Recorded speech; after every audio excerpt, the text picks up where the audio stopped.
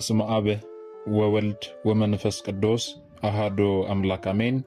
የተወደዳችሁ የልዑል እግዚአብሔር ቤተሰቦች የእናታችን የቅድስት ድንግል ማርያም የአስራት ቃል ኪዳን የበረከት ልጆች የጻድቃን የሰማዕታት ወዳጆች በወደደንና ባፈቀረን በልዑል እግዚአብሔር ፍጹም ሰላም እላችኋለሁ። እንደምን ዋላችሁ? እንደምን ለይሳ ደረሳችሁ? አሜን። እንደ ኃጢአታችንና እንደ በደላችን ብዛት ሳይሆን እንደ ምሕረትና እንደ ቸርነቱ ተመልክቶ እስከ ሰዓት ያደረሰን የአባቶቻችን አምላክ ልዑል እግዚአብሔር ስሙ የተመሰገነ ይሁንልን። እርሱን ጠርተን እርሷን የማንተዋት ንጽሕተ ንጹሐን ቅድስተ ቅዱሳን ቅድስት እናታችን ድንግል ማርያም ዘላለማዊ ስሟ የተመሰገነ ይሁንልን። እንግዲህ እንደ እግዚአብሔር አምላካችን መልካምና በጎ ፍቃድ ዛሬ የምንማማረው የታላቁ የአብይ ጾም ሶስተኛው ሳምንት ምኩራብ ተብሎ ተሰይሟልና ስለምን ምኩራብ ተብሎ ተሰየመ፣ በዚህ ሳምንት ምን እንድንማር ተፈልጎ ነው የሚለውን እንደ እግዚአብሔር አምላካችን መልካምና በጎ ፍቃድ ዛሬ አጠር አድርገን እንማማራለን። የሚያስተምረን እግዚአብሔር ነው፣ የሚመክረን እግዚአብሔር ነው፣ የሚገስጸን እግዚአብሔር ነው። እርሱ በመካከላችን ተገኝቶ የጎደለውን አሟልቶ የተጣመመውን አቃንቶ በአፈ መላእክት አርሞ ያስተምረን ይመክረን ይገስጸን ዘንድ የእርሱ መልካምና በጎ ፍቃዱ ይሁንልን። የእናታችን የንጽሕተ ንጹሐን የቅድስተ ቅዱሳን የቅድስት እናታችን የድንግል ማርያም ምልጃ ተረዳይነቷ በረከቷ ሁሉ በሁላችን ላይ ይደርብን። እንግዲህ ወደ ዛሬ ትምህርታችን ስንገባ ታዲያ ቅድስት ቤተክርስቲያናችን ታላቁን የአብይ ጾም በ8 ሳምንታት ከፍላ ለ8ቱም ሳምንታት ደግሞ በሊቁ በቅዱስ ያሬድ አማካኝነት ስያሜ ሰጥታ በዛ ስያሜ ውስጥ ደግሞ እኛን ታስተምርበታለች ማለት ነው። በዚህም መሰረት ታዲያ የመጀመሪያውን የአብይ ጾም ሳምንት ዘወረደ ወይም ደግሞ የወረደ ብላ ጌታችን መድኃኒታችን ኢየሱስ ክርስቶስ ተጠመቀ ከማለቱ አስቀድሞ፣ ሞተ ከማለቱ አስቀድሞ፣ ተቀበረ ከማለቱ አስቀድሞ፣ ሞትን ድል አድርጎ ተነሳ ከማለቱ አስቀድሞ ከሰማያት ሰማያት መውረዱን መናገር አስፈላጊ ነውና የመጀመሪያውን የአብይ ጾም ሳምንት ዘወረደ ወይም የወረደ ብላ ከሰማያት ሰማያት መውረዱን ከእናታችን ከመቤታችን ከቅድስት ድንግል ማርያም ከስጋዋ ስጋን ከነፍሷ ነፍስን ነስቶ መወለዱን በመጀመሪያው የአብይ ጾም ሳምንት ላይ ታስተምረናለች ማለት ነው። ሁለተኛውን ሳምንት ደግሞ ቅድስት ብላ ሰይማ ጌታችን መድኃኒታችን ኢየሱስ ክርስቶስ ቅድስና የባህሪ ገንዘቡ መሆኑን እንዲሁም ደግሞ ቅዱስ የሆነው አምላካችን ሰንበታትን ባርኮና ቀድሶ እንድናከብራቸው ትእዛዝን ሰጥቶናልና ስለ ሰንበታት ቅድስናም ጭምር በደንብ በስፋት ታስተምረናለች በሁለተኛው የአብይ ጾም ሳምንት። በሶስተኛው የአብይ ጾም ሳምንትስ ምንድነው የምታስተምረን ስንል ሶስተኛው የአብይ ጾም ሳምንት ምኩራብ ተብሎ ተሰይሟል። ምኩራብ ማለት ሰቀላ መሰል አዳራሽ ማለት ነው። ጌታችን መድኃኒታችን ኢየሱስ ክርስቶስ በምኩራብ ማስተማሩ የሚዘከርበት ሳምንት ነው ይህ ሳምንት። እንደዚሁም ደግሞ በቤተ መቅደስ ውስጥ ያገኛቸውን ሻጭ ለዋጮችን ደግሞ ጅራፍ አበጃጅቶ ገምዶ ከቤተ መቅደስ እንዳወጣቸው ቤተ መቅደሱን እንዳስከበረ በዚህ ሳምንት ቅድስት ቤተ ክርስቲያናችን ታስተምረናለች ማለት ነው። ልብ በሉ። በብሉይ ኪዳን ዘመን በኢየሩሳሌም የአይሁድ ቤተ መቅደስ ነበራቸው። ናቡከደነጾር ኢየሩሳሌምን በወረረ ጊዜ ግን ቤተ መቅደሱን አፈረሰ፣ ሕዝቡንም ወደ ባቢሎን አፈለሰ። ከዚህ ጊዜ ጀምሮ አይሁድ በሚኖሩባቸው ስፍራዎች ሁሉ ለጸሎት ቤት ይሰሩ ነበረ። በዚህም ምክንያት ጌታችን መድኃኒታችን ኢየሱስ ክርስቶስ በኢየሩሳሌም እየተዘዋወረ በሚያስተምርበት ጊዜ ብዙ ምኩራቦች ነበሩ። ሐዋርያት በሚያስተምሩበትም ወቅት ከአንዳንድ ቦታዎች በቀር በምኩራቦች ገብተው ወንጌልን አስተምረዋል። በብሉይ ኪዳን ዘመን ቢያንስ 10 የጎለመሱ ወንዶች ወይም ደግሞ የቤተሰብ ኃላፊዎች በቦታው ከተገኙ እነዚህን ምኩራቦች ለመስራት ይፈቀድላቸው ነበረ። እነዚህ ምኩራቦች ደግሞ የሚጸልዩባቸው፣ ጸሎት የሚያደርጉባቸው፣ ሥርዓተ አምልኳቸውን የሚፈጽሙባቸው ናቸው ምኩራቦቹ ማለት ነው። ነገር ግን ዋናው ቤተ መቅደስ ያለው በኢየሩሳሌም ብቻ ነው። በምኩራብ ውስጥ የኦሪት የሕግ መጻሕፍትና በቅዱሳት ነቢያት የተጻፉ ጽሑፎች በብራና ጥቅልል ይቀመጣሉ፣ ይገኛሉ። ምዕመናኑ እንዲሰሟቸው እንደ መድረክ ባለ ቦታ ላይ ካህናትና መምህራን ቆመው መጻሕፍቱን ያነባሉ፣ ቃለ እግዚአብሔርንም ያስተምሩ ነበረ። ታዲያ በኦሪቱ ምኩራብን የሚመሩ አለቆች ጥፋተኛ ሰው ሲገኝ በመግረፍ ወይም ደግሞ ከምኩራብ በማስወጣት ሊቀጡ ሙሉ ሥልጣን ነበራቸው። አገልጋይ ወይም ደግሞ የሚራዱ ወጣቶችም ልጆችን በማስተማር ጥቅሎችን በማቅረብ በተጨማሪም ደግሞ የአለቆችን ትእዛዝ በመፈጸም ወጣቶቹም ጭምር ያገለግሉ ነበረ። በየሰንበቱ ሕዝቡ ሁሉ በምኩራብ ተሰብስበው አምልኮታቸውን ይፈጽሙ ነበረ። በዚህ በምኩራብ ታዲያ ጌታችን መድኃኒታችን ኢየሱስ ክርስቶስ በሰንበት ተገኝቶ ሕዝቡን አስተምሯል፣ ሕሙማንን ፈውሷል። የኢሳይያስን መጽሐፍ ምዕራፍ 51ን አንብቧል። ለዚህ ነው ቅድስት ቤተ ክርስቲያናችን ሦስተኛውን የአብይ ጾም ሳምንት ምኩራብ ብላ በምኩራብ ስም ሰይማ ጌታችን መድኃኒታችን ኢየሱስ ክርስቶስ በምኩራቦቻቸው እየገባ ሲያስተምራቸው እንደነበረ፣ ሕሙማንን ሲፈውስ እንደነበረ፣ የኢሳይያስን መጽሐፍ ሲያነብላቸው እንደነበረ የምታስተምረን ማለት ነው። ይህ ነው የሚታሰበው። በዚህ በሉቃስ ወንጌል ምዕራፍ 4 ቁጥር 16 ላይ እንዲህ ይላል፣ ወዳደገበትም ወደ ናዝሬት መጣ፣ እንደ ልማዱም በሰንበት ቀን ምኩራብ ገባ፣ ሊያነብም ተነሳ ይላል። ይህም ብቻ አይደለም። የማቴዎስ ወንጌል ምዕራፍ 13 ቁጥር 52 ላይ ደግሞ ስትመለከቱ ወደ ገዛ ሀገሩም መጥቶ እስኪገረሙ ድረስ በሚገባቸው ያስተምራቸው ነበር ይላል። ማርቆስም ጽፎታል። የማርቆስ ወንጌል ምዕራፍ 6 ቁጥር 1 ላይ ሰንበትም በሆነ ጊዜ በምኩራብ ያስተምር ጀመረ ይላል። በዕለቱ በቅዳሴ ሰዓት ላይ የሚነበቡ ምንባባት ጌታችን መድኃኒታችን ኢየሱስ ክርስቶስ ቤተ መቅደሱን የንግድ ማዕከል ያደረጉትን አይቶና አዝኖ ነጋዴዎችን ከነመንጋቸው በጅራፍ እንዳስወጣቸውና ይህን ቤተ መቅደስ አፍርሱት በሦስተኛው ቀን እኔ እሠራዋለሁ ብሎ ስለ ሞቱና ስለ ትንሣኤው ማስተማሩን የሚገልጹ ናቸው። በዮሐንስ ወንጌል ምዕራፍ 2 ቁጥር 14 ላይ ስንመለከት እንዲህ የሚል ቃል እናገኛለን። በመቅደስም በሬዎችንና በጎችን ርግቦችንም የሚሸጡትን ገንዘብ ለዋጮችን ተቀምጠው አገኘ ይላል። ቤት በመቅደስ። ከዚያ በኋላ ቁጥር 15 ስለምን ይላል? የገመድም ጅራፍ አበጅቶ ሁሉንም በጎችንም በሬዎችንም ከመቅደስ አወጣቸው፣ የለዋጮችንም ገንዘብ አፈሰሰ፣ ገበታቸውንም ገለበጠ፣ ርግብ ሻጮችንም ይህንን ከዚህ ውሰዱ፣ የአባቴን ቤት የንግድ ቤት አታድርጉ አላቸው ይላል። በዚህ ጊዜ ደቀ መዛሙርቱ የቤት ቅናት ይበላኛል ተብሎ እንደተጻፈ አሰቡ ይላል። ቁጥር 17 ላይ ማለት ነው። እዚህ ጋር ግን አንድ ልናስተውል የሚገባ ነገር አለ። ምክንያቱም ዛሬም በዘመናችን ሁላችን ሻጭ ለዋጭ ሆነናልና በመጀመሪያ ደረጃ ስንት አይነት መቅደስ እንዳለ ልናውቅ ያስፈልጋል። እንደ ቅድስት ቤተ ክርስቲያናችን አስተምሮ 3 አይነት መቅደስ አለ። የመጀመሪያው የክርስቲያን ሰውነት በራሱ መቅደስ ነው። ሁለተኛው የክርስቲያኖች ስብስብ ወይም ደግሞ ኅብረት በራሱ መቅደስ ነው።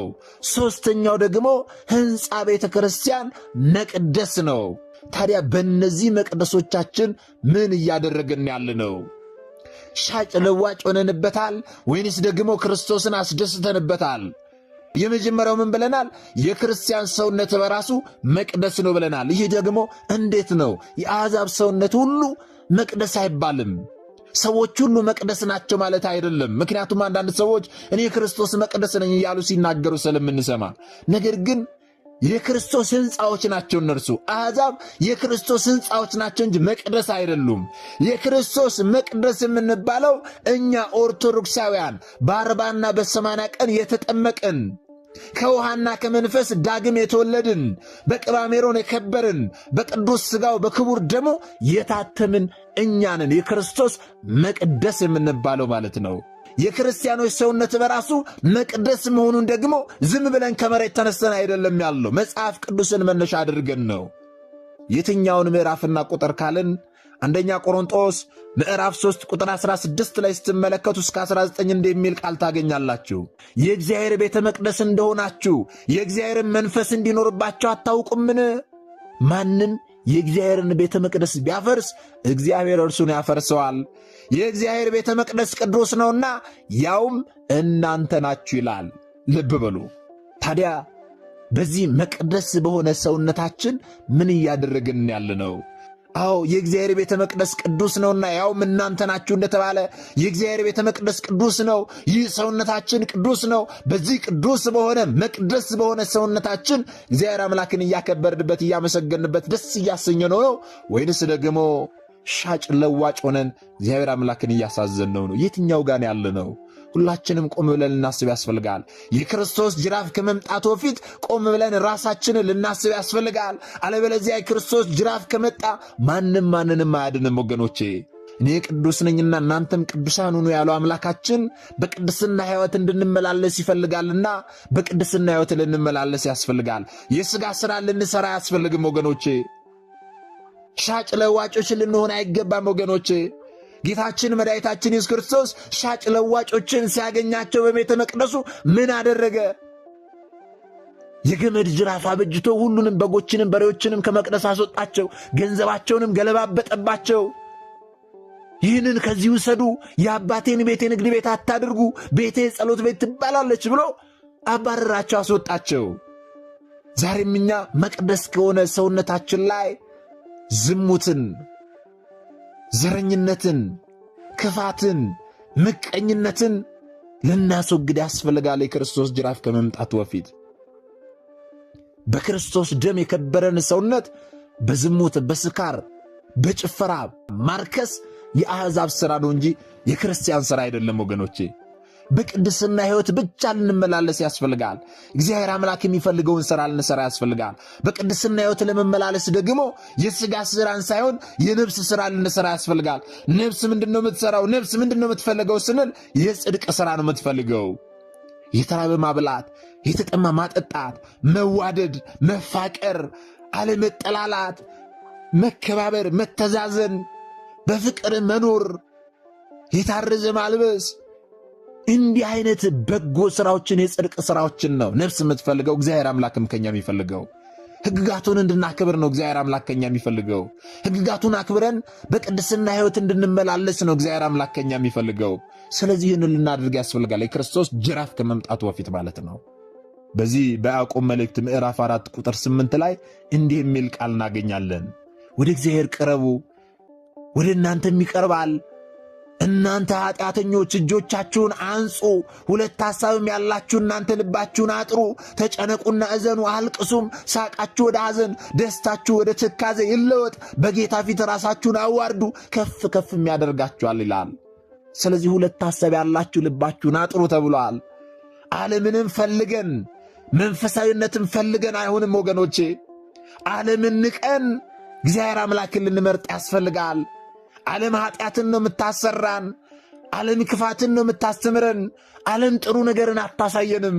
ቅድስት ቤተ ክርስቲያናችን ግን መንፈሳዊ ዓለም ግን ወደ እግዚአብሔር አምላክ ነው የሚያቀርበን፣ ወደ ቅድስና ሕይወት ነው የሚያቀርበን፣ መንግሥተ ሰማያትን እንድንወርስ ነው የሚያደርገንና ሁለት ሐሳብ ያላችሁ ልባችሁን አጥሩ እንደተባለ ወደ አንድ ሐሳብ ልንመጣ ያስፈልጋል።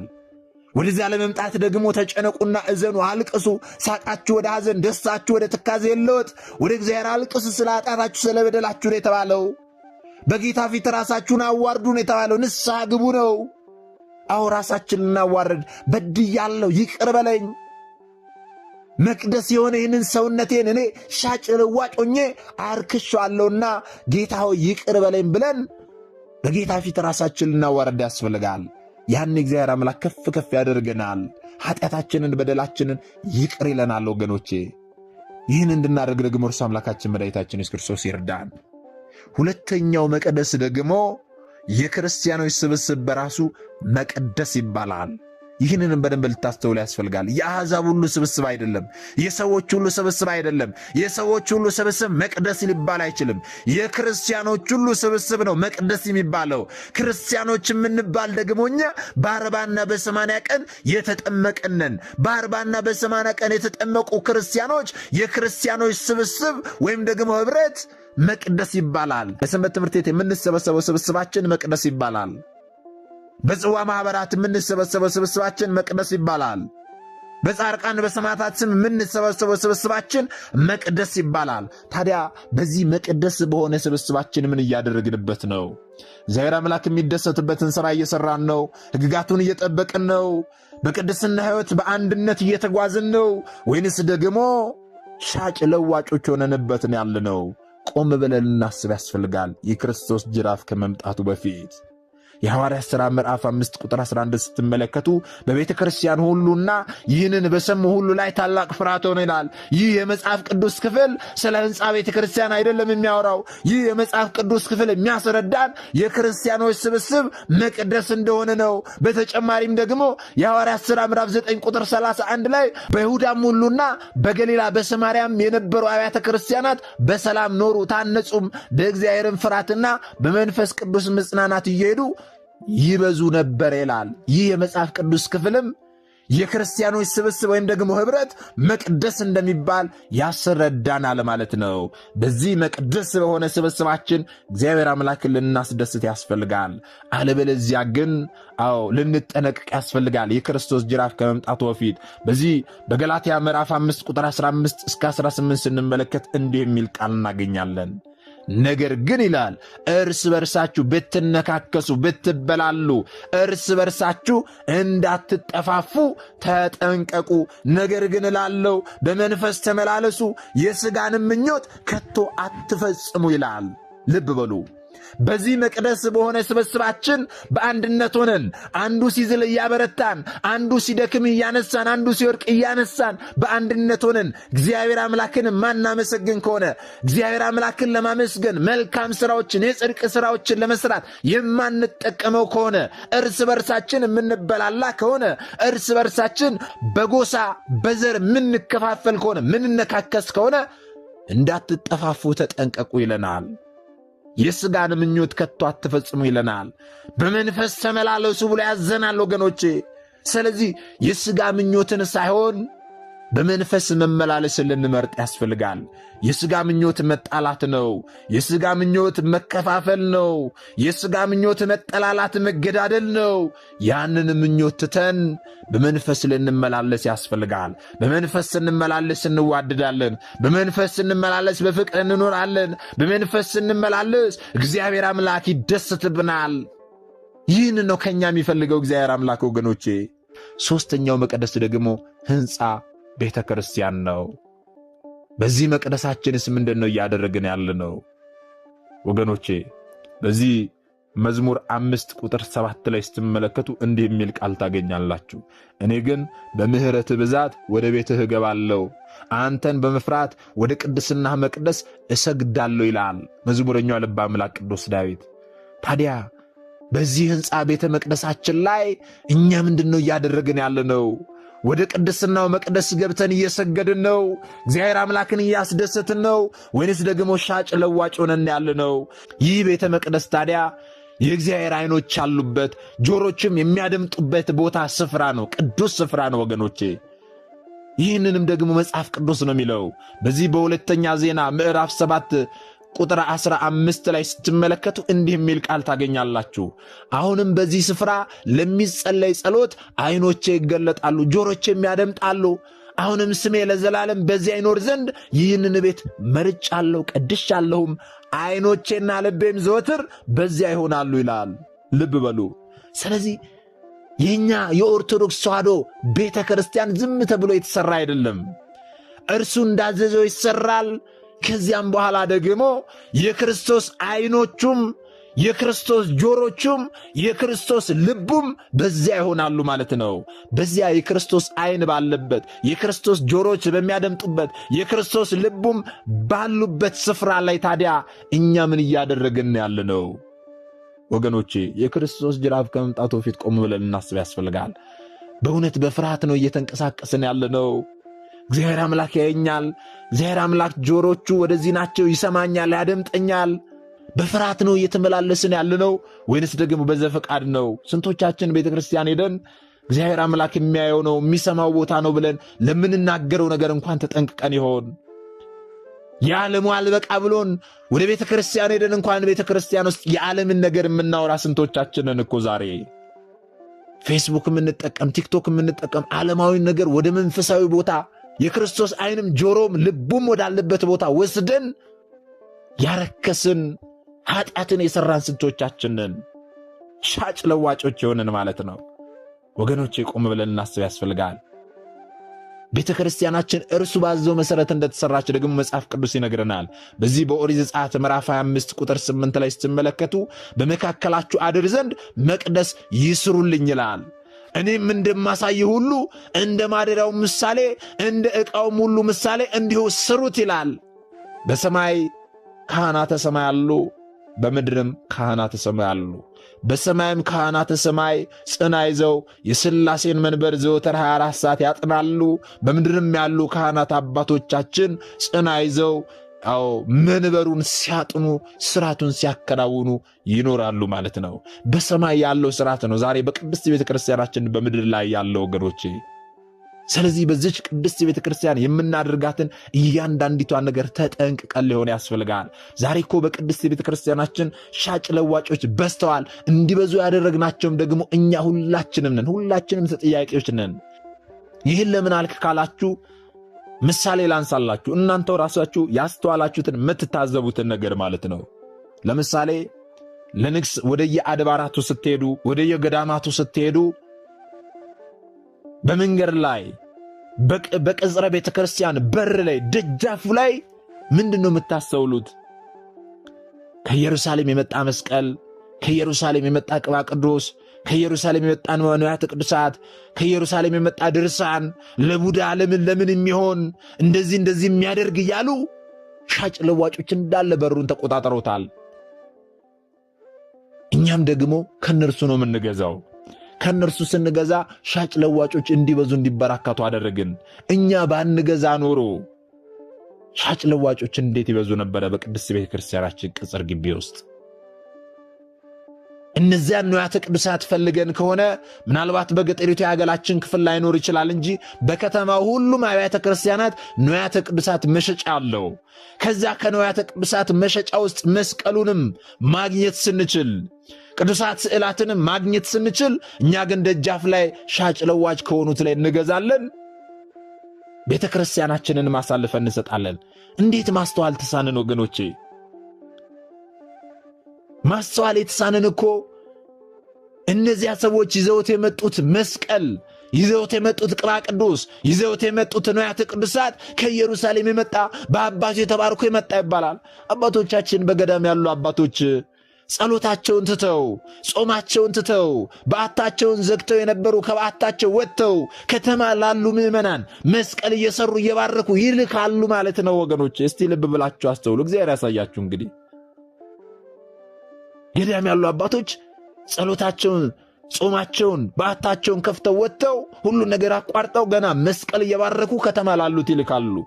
የእምነ በረድ መስቀል ከገዳም የመጣ በአባቶች የተባረከ ዋና ቅባ ቅዱስ እያሉ ማይሉን ነገር የለም።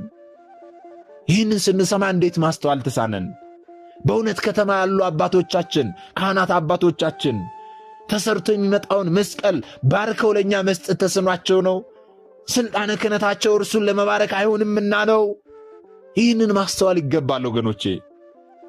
ምክንያቱም በገዳም ያሉ አባቶቻችንም በከተማ ያሉ አባቶቻችንም ስልጣነ ክህነታቸው አንድ ነው። በገዳም ያሉ አባቶቻችን በዓታቸውን ዘግተው ስራቸው 24 ሰዓት እግዚአብሔር አምላክን በጾም በጸሎት መማፀን ነው።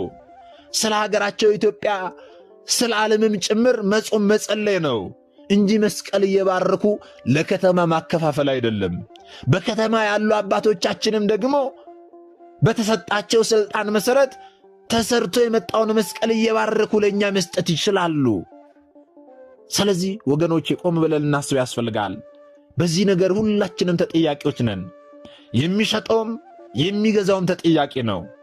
ከርግብ ሻጮች፣ ከበሬ ሻጮች የእግዚአብሔርን ቤተ መቅደስ የወንበዴዎች ዋሻ ካደረጉት ሰዎች እኛ በምን ተለየን? በምንም አልተለየንም። አሁንም ሻጭ ለዋጭ ነን ሁላችንም፣ ገዢዎችም ሻጮችም ማለት ነው። ስለዚህ የክርስቶስ ጅራፍ ከመምጣቱ በፊት ወገኖች ሁላችንም ቆም ብለን ልናስብ ያስፈልጋል።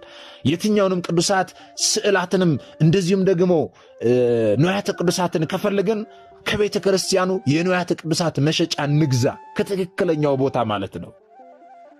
ያኔ ከደጃፋችን ላይ እነዚህን ሻጭ ለዋጮችን እናነሳለን ማለት ነው።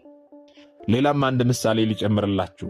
አሁንም ወደ ገዳማት ስትሄዱ ወደ አድባራት ስትሄዱ፣ በተለይ ደግሞ ለንግስ ክብረ በዓል ስትሄዱ እውነት ካህናት ይሁኑ የማናውቃቸው መስቀሉን የጨበጡ ቀሚሱን ያደረጉ ቆቡን ያደረጉ አባቶች በመንገዳችን ላይ ቆሙና ና ልጄ ተሳለም ይላሉ፣ በግድ ማለት ነው። ከዛ ሄዶ ያ ሰው ሲሳለም እችን ለበረከት ያዛት ብለው ቅዱሳት ስዕላትን ይሰጣሉ። እነዛ ቅዱሳት ስዕላት በቅድስት ቤተ ክርስቲያናችን የንዋያተ ቅዱሳት መሸጫ ውስጥ ወይ 2 ብር 3 ብር ቢሆኑ ወይ 5 ብር ቢሆኑ ነው። እነርሱ ግን 50 ብር 100 ብር 200 ብር እችን ለበረከት ያዙ እያሉ ሲሸጡ ይውላሉ። እነዚህ አባቶች እንግዲህ እውነት የቤተ ክርስቲያን አባቶች ይሁኑ ወይም ደግሞ ቆቡንና መስቀሉን ቀሚሱን ከመርካቶ ገዝተው ያደረጉ ይሁኑ በቅጡ የማናውቃቸው ሰዎች በዚህ አይነት ተግባር የተሰማሩ አሉ። ሁላችንም የምንታዘበው ያየነው ነገር ስለሆነ ከቻልን አንተ ማን ብለን ልንጠይቅ ያስፈልጋል። አባቶይ ከሆኑ አባቶይ ለምንድን ነው ይህንን የምታደርገው ብለን ይዘናቸው ልንመረምራቸው ልንጠይቃቸው ያስፈልጋል። ወደ መንገዱ እንዲመለሱ ልንነጋገር ልንመካከር ያስፈልጋል። አባቶች ካልሆኑ ደግሞ የቤተ ክርስቲያናችንን ስም እንዳያጠፉ በሕግ አግባብ ሊጠየቁ ያስፈልጋል ማለት ነው። ስለዚህ የክርስቶስ ጅራፍ ከመምጣቱ በፊት ከነዚህ ከሦስቱ መቅደሶች ላይ ሻጭ ለዋጭነትን እናንሳ። የመጀመሪያው የክርስቲያን ሰውነት በራሱ መቅደስ ነው ብለናል። በዚህ መቅደሳችን ምን እያደረግን ነው? ሁለተኛው የክርስቲያኖች ስብስብ በራሱ መቅደስ ነው ብለናል። በዚህ በህብረታችን በስብስባችን መቅደስ በሆነ ስብስባችን ምን እያደረግንበት ነው? ቆም ብለን ልናስብ ያስፈልጋል። ሦስተኛው ደግሞ ሕንፃ ቤተ ክርስቲያን ነው። በዚህ መቅደሳችን ውስጥ ምንድን ነው እያደረግን ያለ ነው የሚለውንም ቆም ብለን ልናስብ ያስፈልጋል። ወገኖቼ እኔ ያልዳሰስኩት ያልነካሁት ብዙ ሻጭ ለዋጭነት በቤተ መቅደሳችን ውስጥ በቤተ ክርስቲያናችን ውስጥ አለ። ይህንን በተቻለን መጠን የክርስቶስ ጅራፍ ከመምጣቱ በፊት ሁላችንም የአቅማችንን እያደረግን ወደ ቀጥተኛው መንገድ እንዲመለስ ልናደርግ ያስፈልጋል። ይህን እንድናደርግ ደግሞ እርሱ አምላካችን ይርዳን። ስለዚህ ዛሬ በሦስተኛው የዐቢይ ጾም ሳምንት ላይ ቅድስት ቤተ ክርስቲያናችን የምታስተምረን ይህንን ነው። ሻጭ ለዋጮችን እንዳስወጣ ቤተ መቅደሱን እንዳስከበረ እንዲሁም ደግሞ በአይሁድ ምኩራቦች እየገባ ጌታችን መድኃኒታችን ኢየሱስ ክርስቶስ ያስተምር እንደነበረ ቅድስት ቤተ ክርስቲያናችን በሦስተኛው የዐቢይ ጾም ሳምንት ታስተምረናለች ማለት ነው። ስለዚህ እኛ የተማማርነውን ደግሞ ላልተማሩት ወንድሞቻችን ልናስተምር ልናሳውቅ ያስፈልጋል። ምክንያቱም እኛ የተማርነውን አስተምረን ቢሆን እኛ ያወቅነውን አሳውቀን ቢሆን ኖሮ በአነ ሀብተ ወልድና ስመ ክርስትና ሰጥታ ማኅተብ በአንገቱ ላይ ካሰረችበት ከቅድስት ቤተ ክርስቲያን ወጥቶ ወደ ሌሎች የሃይማኖት ተቋማት ባልሄደ ባልገባ ነበረ። ነገር ግን እኛ የተማርነውን ስለማናስተምር ያወቅነውን ስለማናሳውቅ ብዙ እህቶቻችንና ወንድሞቻችን እየሳቱን ያሉትና የሳቱትንም ለመመለስ ያሉትንም ለማጽናት አሁን ላይ የተማርነውን ወደፊት የምንማረውን የቤተክርስቲያናችን አስተምሮ ልናስተምር ያስፈልጋል ማለት ነው። ይህን እንድናደርግ ደግሞ እርሱ አምላካችን መድኃኒታችን ኢየሱስ ክርስቶስ ሁላችንንም ይርዳን። ምናልባት ደግሞ ዛሬ ገና ወደዚህ መንፈሳዊ ቻናል የመጣችሁ ሰዎች ካላችሁ ከዚህ በፊት የተማማርነውም ከዚህ በኋላ የምንማማረውም መንፈሳዊ አስተምሮች ወደ እናንተ እንዲደርሱ ከፈለጋችሁ ሰብስክራይብ አድርጋችሁ የደወል ምልክቱን መጫን ይኖርባችኋል። ምክንያቱም ይህ ቴክኖሎጂ ያመጣው ስርዓት ነው፣ እኔ ያልኩት አይደለም። ይህንን ካደረጋችሁ ዕለት ዕለት ከዚህ የሚለቀቁ አስተምሮች ወደ እናንተ ይደርሳሉ። ይህንን ካላደረጋችሁ ደግሞ ዛሬ እንዳጋጣሚ ይህንን አስተምሮ ሰምታችሁ ሊሆን ይችላል፣ በቀጣይ ከዚህ የሚለቀቁ አስተምሮች ወደ እናንተ አይደርሱም ማለት ነው። ስለዚህ ወደ እናንተ እንዲደርሱ ከፈለጋችሁ ሰብስክራይብ አድርጋችሁ የደወል ምልክቱን መጫን ይኖርባችኋል ማለት ነው። እግዚአብሔር አምላካችን እስካሁን አሳብ ጠብቆ ያስተማረን የመከረን ይገስጸን። የአባቶቻችን አምላክ ልዑል እግዚአብሔር ስሙ የተመሰገነ ይሁንልን። ወስብሐት ለእግዚአብሔር ወለወላዲቱ ድንግል ወለመስቀሉ ክቡር። ይቆየን።